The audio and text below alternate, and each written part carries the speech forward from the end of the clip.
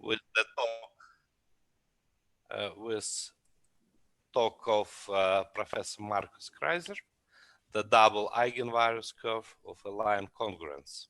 So please, please. Thank you, Misha, and the organizers for this opportunity of talking here.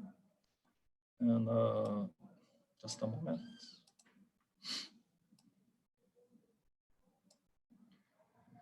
Okay, so this is the title of my talk. I will be talking, it's about line congruences. I will explain it. So, and this is the outline of the talk, the singularities of the line congruence, principal lines at the discriminant curve, ridges, uiaffine pairs, singularities and non-discriminant points, and at discriminant points. So,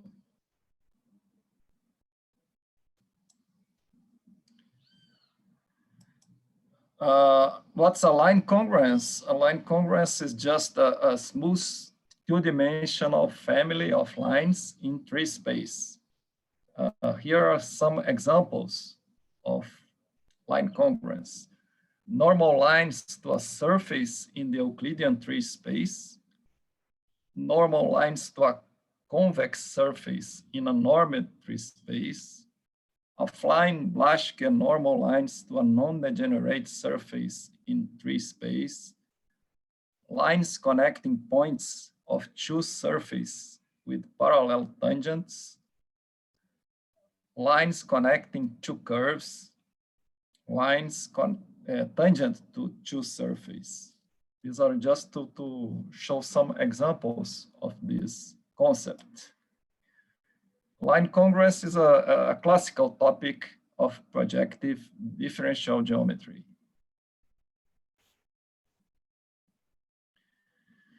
A line congruence is determined by two smooth functions. F is a point which determines a base surface, and C is a direction of the line at UV. U here is the space of parameters. It's just a subset of R2. We are interested in local properties of the line congruence, so you take the parameter space as a subset of R2.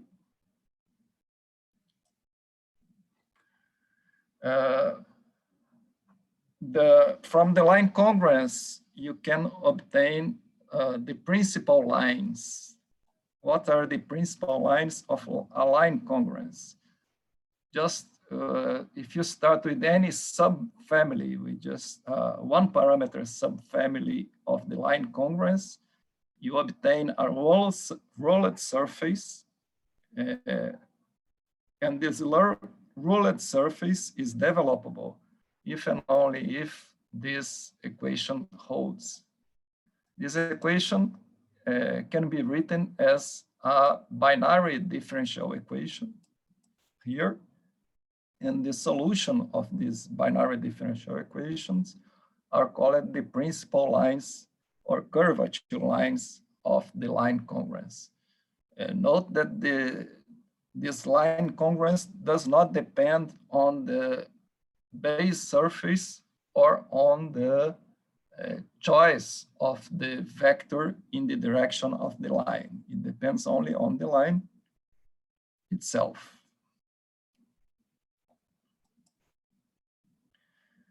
We can always write the derivatives of the vector in the line direction and decompose it as a tangent direction and a normal direction. We call this a normal. Make this decomposition, and then the equation of the principal lines can be written as this here, which implies that the principal lines of the line congruence are tangent to the eigenvectors of the shape operator. The shape operator is this A, B, C, D here.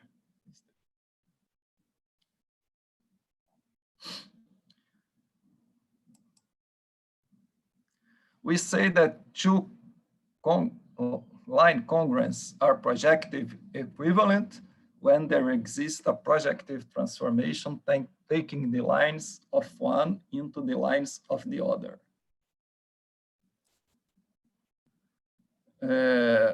Since our constructions are local, we may assume, let me see,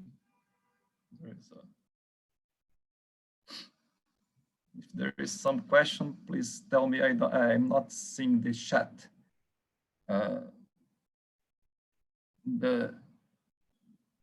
We may assume that the surface is a planar one, in this case, the XY plane, the horizontal plane, and the vector field has third coordinate 1. This is just a choice, a simple choice for this base surface and the vector in the direction of the line. With this choice, we can identify the space of the line congruence with the space of smooth maps from the parameter space to R2, which is C bar, endowed with the C infinite topology.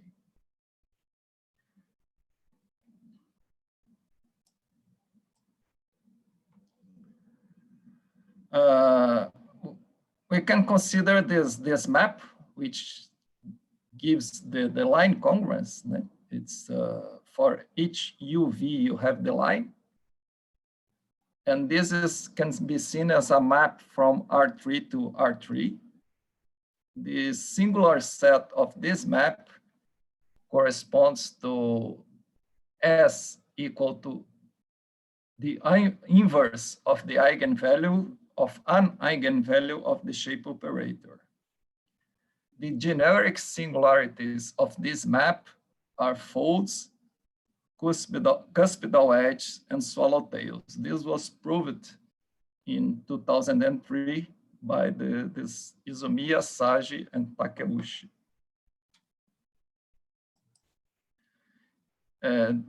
This work, I have to say, this work is a joint work with Ronaldo, Garcia, and we are still finishing the work. We have not finished it yet, but we obtained this result here, but with more geometrical explanations about the singularities when they occur and all the geometry behind it.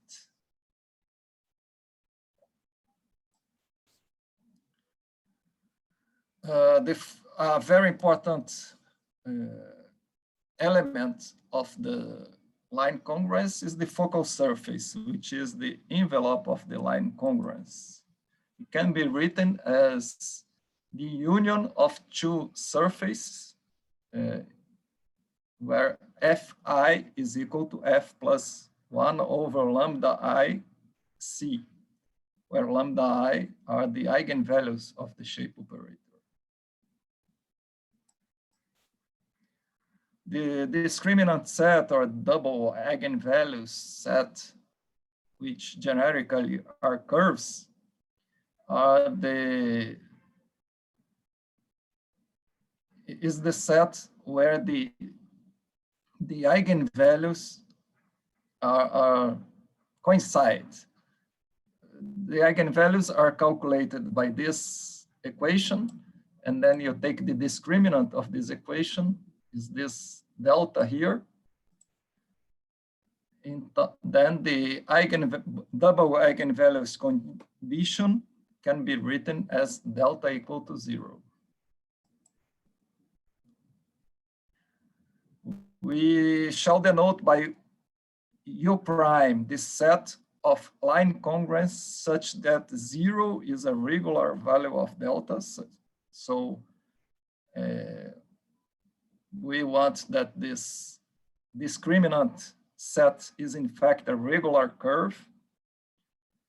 A line congruence belongs to U minus U prime if and only if delta is equal to delta U is equal to delta V equal to 0. Since these conditions involve three equations in two variables, we conclude that U prime is open and dense in U.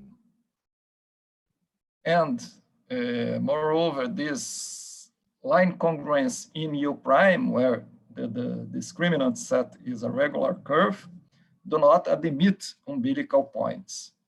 So this, in our case, we shall not consider umbilical points different from Farid stock. For line congruence in the set, the set delta equal to 0 is a curve dividing the parameter space into regions with a pair of distinct principal directions and no principal directions. Along the curve, there is only one principal direction. From now on, we shall assume that the line congruence belongs to this set U prime.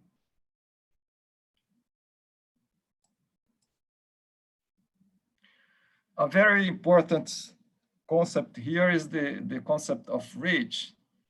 We say that a point in the parameter space is an I-ridge point, I equal 1 or 2, if the corresponding focal surface, Fi, is singular at this point.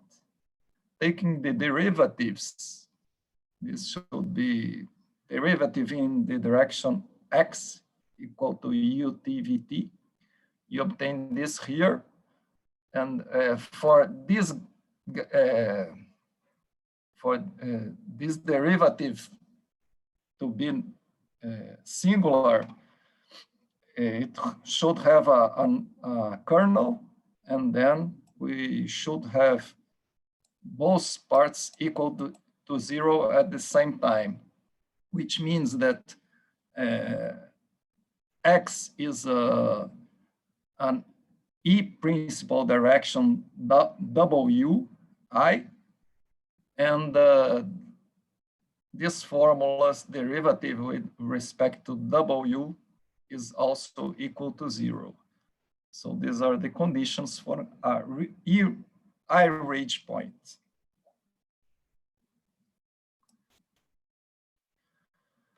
To make calculations, we have chosen the following model.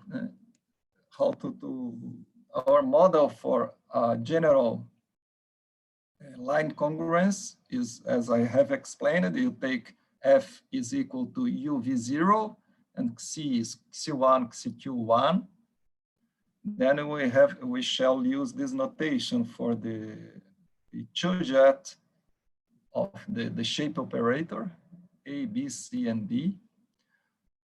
But we have just this condition. You must have BU is equal to AV, since this BU is just the derivative C1 with respect to V, and A is the derivative C1 with respect to U. So by the, you must have this condition here for the second mixed derivatives to be equal, and also this one. And then these are some restrictions that you have in your coefficients. But if, in order to have the line congruence. Okay. Let's understand the principal lines at the discriminant curve.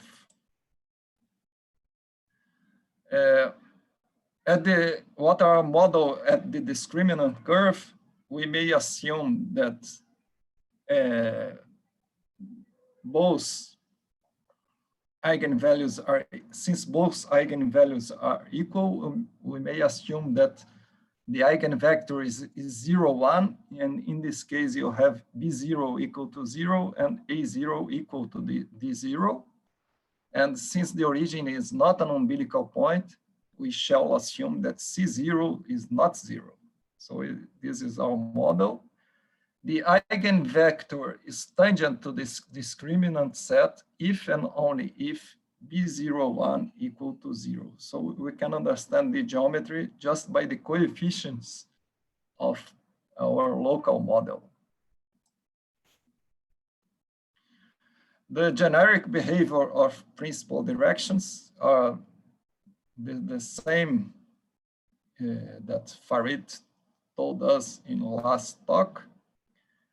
And you can obtain these by considering this function f, and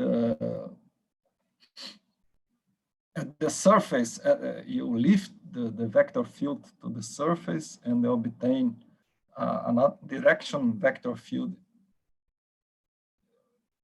written here, and the origin in a singular point of this equation if and only if the eigenvector is tangent to this discriminant curve. And so we conclude that if the eigenvector is not tangent to the discriminant curve, the principal line is a cusp at that point. At a point where the eigenvector is tangent to the discriminant curve, we must calculate the linear part of the lifted vector field. If this determinant is negative, the origin is a folded saddle. If the determinant is positive, the origin is a folded node or a folded focus. The condition delta 2 equal to 0 means geometrically that the contact of the double eigenvalue curve or the discriminant curve is the same thing with the separatrix is of order greater or equal to 2. When delta 2 is positive, you must calculate the discriminant to distinguish between the folded node and the folded focus. The condition delta 1 equal to 0 means geometrically that the contact of both separatrices is of order bigger than 2. Here are examples. Unfolding of Darboux-and umbilical points. When you epsilon equal to 0, these shape operators correspond to Darboux-and umbilical point of type D1 if M is bigger than 1, D2 if M is between 0 and 1, and D3 if M is smaller than 0. In the last talk, Farid has named this D1, it was called, I think, lemon, D2 monster, and D3 star, I think.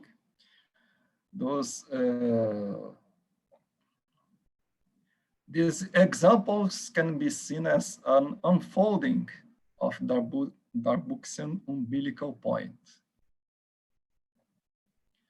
So it is a deformation of our Darboux-and umbilical point. So when you deform the umbilical point, you create this curve here, which is a discriminant curve.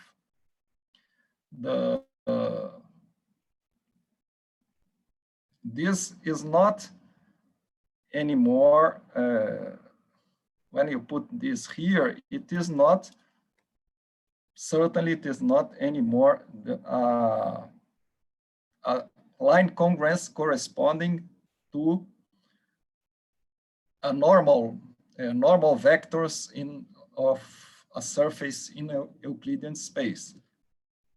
But Even so, it is a line congruence, which is a deformation of the Darboxian umbilical point. And you, as you can see, you have just one singular point, one, in this case, one folded saddle at the discriminant curve.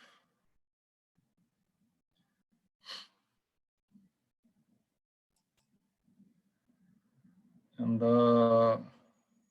when you consider the monster, you have three singular points in the discriminant curve. They are all close here. And when you consider the star, you have also three singular points in the discriminant curve. That's why I was asking Farid about the multiplicity. If you, maybe we can, I don't know, but maybe we can unfold a finite multiplicity umbilical point and obtain such figures.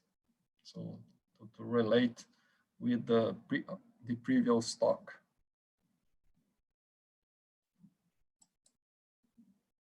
We can also calculate the separatrices. Here is the discriminant curve or double eigenvalues curve. Here is a point where the principal direction is tangent. And then you can calculate the separatrices, which are in black here. It's a curve which has a non-zero jet of order 2, then can be calculated by this equation here. And if the discriminant is positive, then there are two separatrices. If the discriminant is negative, there are no separatrices. The condition for delta equal to 0, to have another two contact with the separatrix is, I mean, to have a contact from this black curve with this blue curve, we have this condition here, which all these conditions are important in what follows. Other important aspects are the ridges. At a non-discriminant point, there are two principal directions. We may assume that at the origin, these directions are 1, 0, and 0, 1. And in this case, the coefficients B0, C0 equal to 0.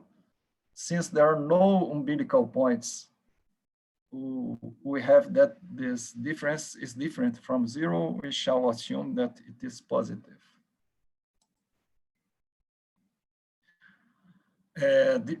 With this model, with these conditions, the origin is a ridge point associated to the eigenvalue A0 if and only if A10 is equal to 0. The derivative with respect to u is equal to 0 at the origin. And this other condition will be important also. The ridge curve is tangent to the principal direction or to a separatrix if and only if this formula holds. At the discriminant set, we should also calculate the ridges. The ridges equations are this one, derivative of the eigenvalue with respect to the eigenvector, corresponding eigenvector equal to 0, since in our model, tau is equal to 0. And so in this equation, one can verify that a point of the discriminant set satisfies this equation if and only if the principal direction is tangent to the discriminant curve at that point. So at points where at non-singular points, there are no ridges. The ridges touches the discriminant set only at singular points. This fact implies that the derivative of both focal maps are injective and not at non-singular, non-tangent points. In fact, if you differentiate this equation of the focal set, you obtain this formula, and the kernel of the lambda I is the tangent to this to the discriminant. Thus, the tangent plane is generated by C and F star T. Note that if at a singular point, this F star T is equal to 0. So F star T will be a singular point of the focal set. And the image will be a one-dimensional image generated by C.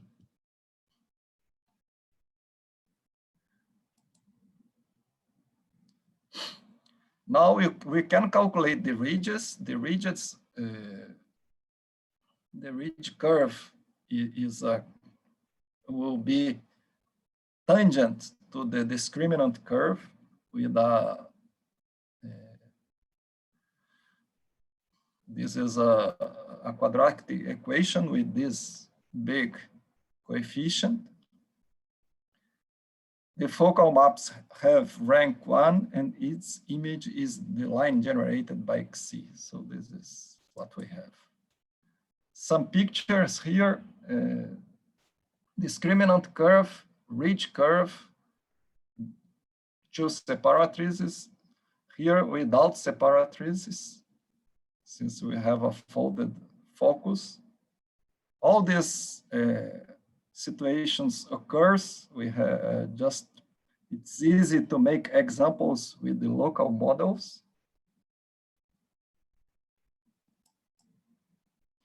These are the focal set at a tangent point for a generic line congruence.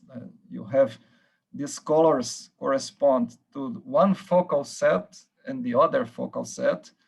This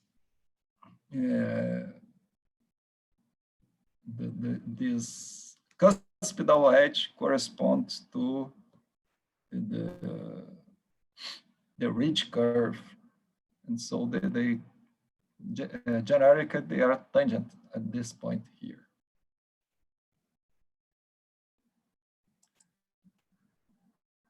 The condition for a ridge curve for the contact of a ridge curve with the separatrix, if to be or order less than 2, in fact, the ridge curve has a contact of order greater or equal to 2 with the separatrix if and only if this equation holds. So, okay. Until now, we are just making the basic analysis of the line congruence, which these lines, which are ridges, the separatrixes, and the curve, the discriminant curve, but we have not proved what we have promised to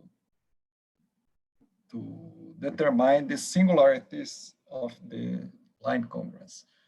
For this, we shall use the technique of uiaffine pairs, which that we will start to talk now.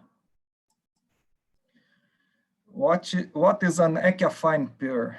An uiaffine pair is a surface together with a transversal vector field such that the derivative of C is tangent to the surface for any x tangent to the parameter space. So we call this an uiaffine pair. There are some natural situations where they appear. For example, surface in R3, normals to a surface in a normed 3 space, Euclidean or with a different norm. The normals, if you differentiate the normal, it is tangent to the surface. So they are uiaffine pairs. Blaschke-affine normals, if you consider a non-degenerate surface, the affine Blaschke normals and the non-degenerate surface form an uiaffine pair. For convex surface, the discriminant set is empty, but for non-convex surface, this curve may be non-empty. We have, together with Ronaldo and his student Barajas, we have written a paper about this situation here. And also, uiaffine pairs are also important to understand asymptotic lines of a surface in R4, since every surface in R4 is the projective pedal of an uiaffine pair, and its asymptotic lines correspond to the principal lines of this asymptotic pair, of this uiaffine pair, excuse me.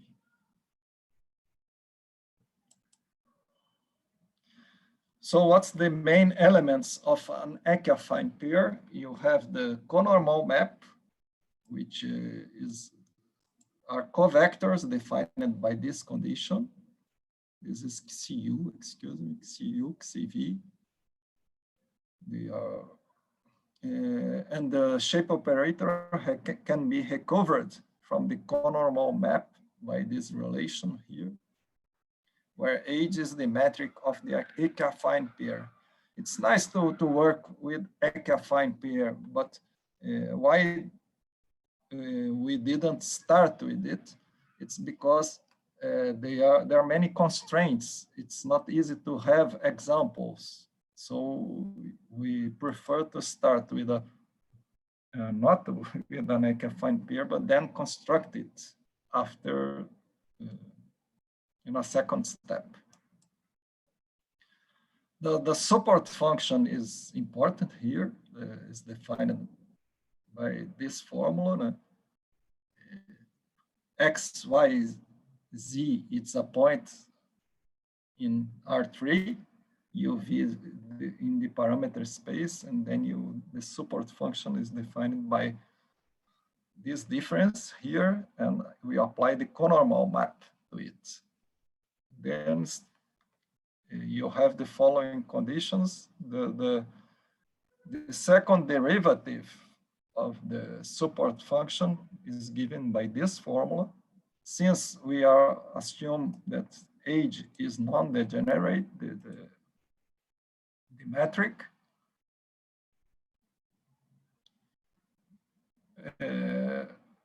we have that a singular point, a degenerate singular point of the support function corresponds to T equal to inverse of the eigenvalue of the shape operator. So we conclude that the focal set is the bifurcation set of the support functions. So this is the relation we are looking for. We can prove things about the focal set using the bifurcation, using the support function. Now I'll talk about another situation just to put in context. If you have choose surface patches F1 and F2 in tree space, consider lines connecting points with parallel tangents, then F1 and this line, or F2 and this line, define a line congruence. The focal set of this line congruence is called the center symmetry set of the pair F1, F2. Given a pair as above, F1C or F2C are uiaffine pairs. Conversely, given an uiaffine pair, FC, the lines connecting points with parallel tangents of F and F plus C have directions C. So what I mean here is that these constructions of lines connecting points with parallel tangents are equivalent to uiaffine pairs. So the generic singularities of a center symmetry set were studied in this paper by Ghibli and Zakaliukin, singularities of center symmetry sets. And in this paper, it is shown that outside umbilical points, any line congruence can be seen as line connecting points with parallel tangents to two surface patches. So what's the meaning here is that if you are outside umbilical points, and we are in our context, any line congruence can be seen as lines connecting points with parallel tangents to two surface patches. But in fact, what you want is that any line congruence can be seen as an uiaffine pair, and you have seen here that they are closely related. So using these facts, we prove that outside umbilical points, any line congruence can be represented by an uiaffine pair.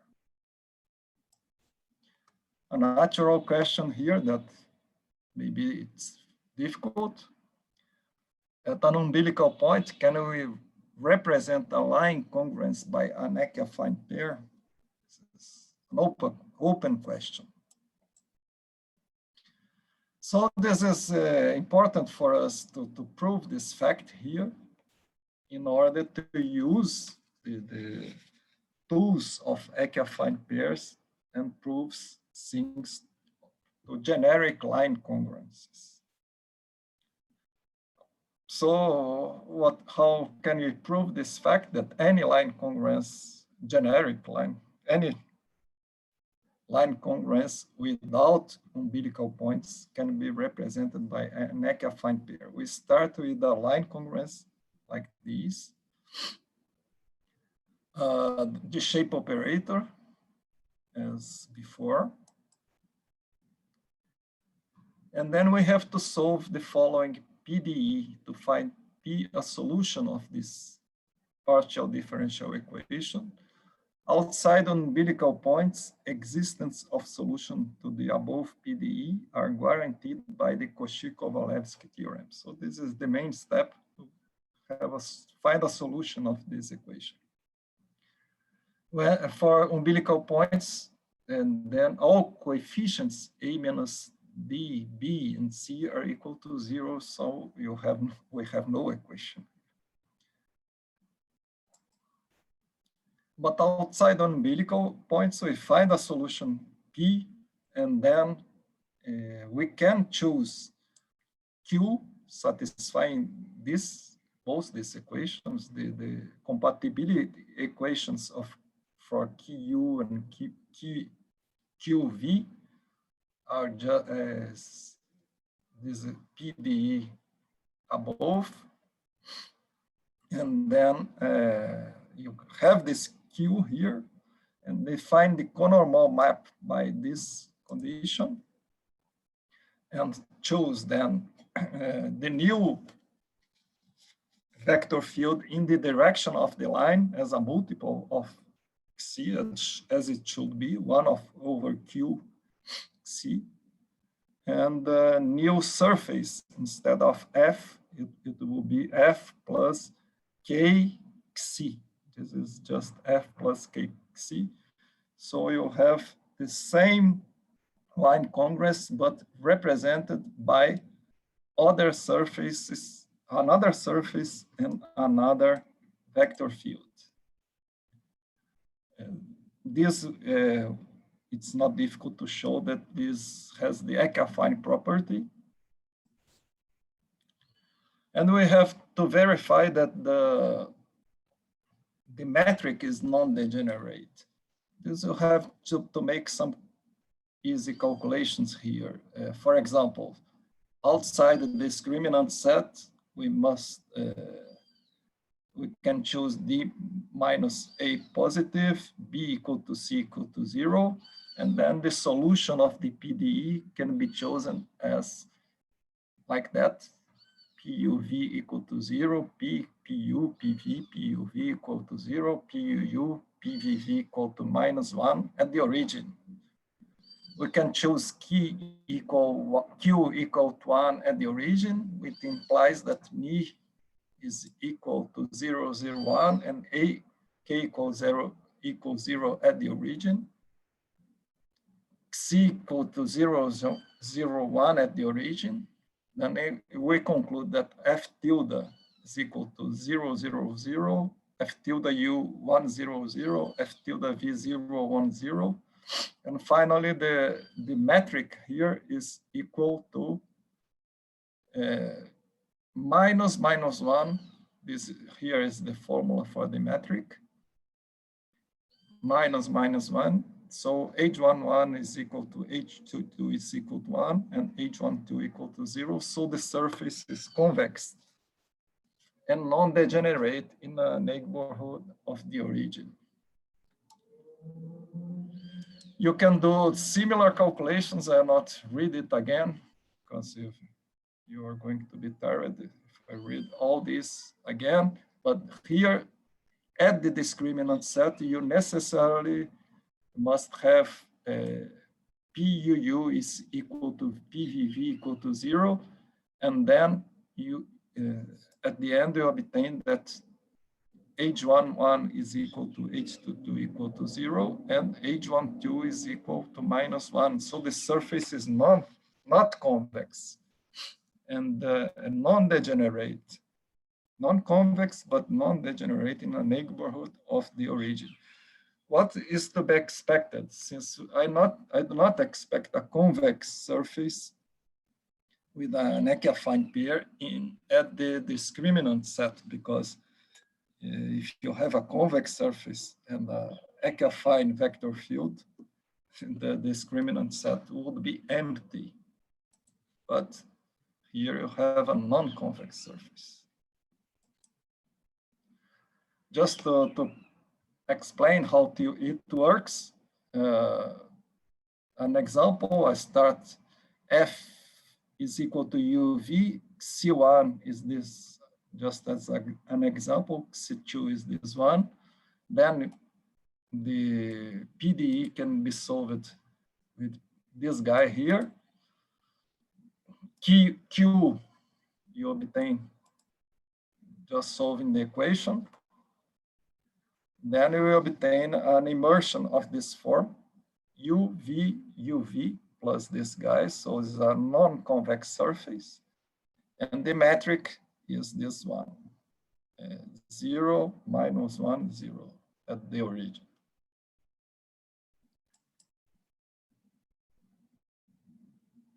So now we have all the tools we need to prove the results.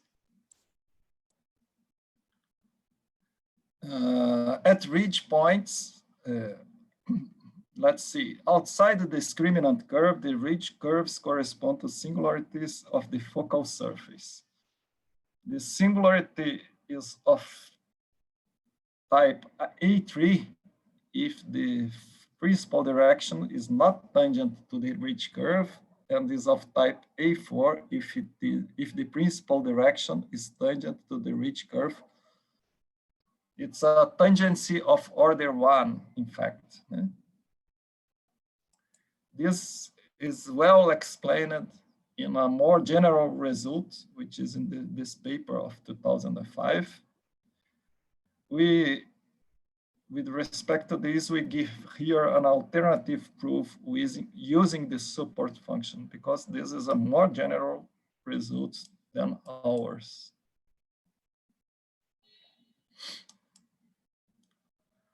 But using the support function, straightforward calculations shows that the derivative of the support function is this guy here. But you may remember that this condition is the condition for each point. We conclude that P, a point, is not a ridge point. If it is not a ridge point, the singularity is of type A2. Assume now that it is a ridge point. Then the calculations are not straightforward, because we have always to work with starting with a model, then we have to change to F tilde and C tilde. So we have to change the coefficients, but fortunately, all these coefficients are preserved. So the calculations remains true.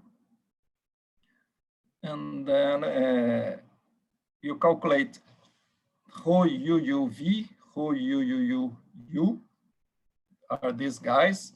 The condition for an A3 singularity is this guy here, which is equivalent to the principal direction be transversal to the ridge curve. So these are the singularities of type A3, are points of ridge curve, but the principal direction is not tangent to the ridge curve, which are known, but we gave here an alternative proof. What happens at the discriminant curve? At the discriminant curve, the only generic singularities are fold and cuspidal edges. At non-tangent points, G has folds, which corresponds to regular value of the focal surface. At tangent points, G has generically cuspidal edge, which correspond to cuspidal edge of the focal surface. The condition for cuspidal edge is that the order of contact of the ridge curve with the separatrix is less than 2. This, I mean, this is the, I think that the new result of our work is more this guy here. To prove it, we consider our normal form. In our normal form, rho UU is equal to C0, rho UV is equal to 0, rho VV is equal to 0 at the origin. The condition for a regular point of the focal set is rho VV different from 0. At the origin, you have this guy. B01 is exactly the condition for the eigenvector be tangent to the double eigenvalues curve. We conclude that if this is not the case, the singularity is of type A2. I'm finishing. Assume that B01 is equal to 0, which is a singular point of the discriminant curve. Condition for singularity of type A3 is this guy here. At the origin, after some calculations, we get these equations. The above equation can be written as this here, which is equivalent to the condition for the order of contact of the ridge and the separatrix is less than 2. Thank you.